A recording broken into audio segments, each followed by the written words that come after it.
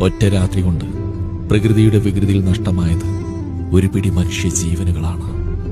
കുത്തിയൊലിച്ചു പോയത് ഒത്തിരി പേരുടെ സ്വപ്നങ്ങളാണ്.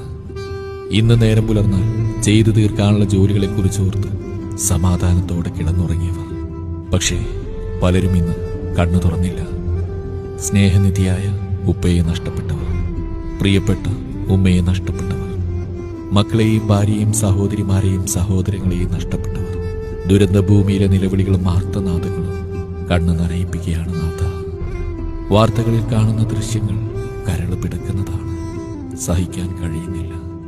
കാണുന്ന നമുക്കിത്ര സങ്കടമുണ്ടെങ്കിൽ അനുഭവിച്ചുകൊണ്ടിരിക്കുന്നവരുടെ അവസ്ഥ എന്തായിരിക്കും? നമ്മുടെ പ്രാർത്ഥനകളിലും നമ്മുടെ പ്രിയപ്പെട്ടവർക്ക് വേണ്ടി നമ്മുടെ കരങ്ങൾ ഉയർത്താം. പ്രകൃതി ദുരന്തങ്ങളെ തൊട്ട് സർവശക്തൻ നമ്മെ കാക്കുമാറാവട്ടെ.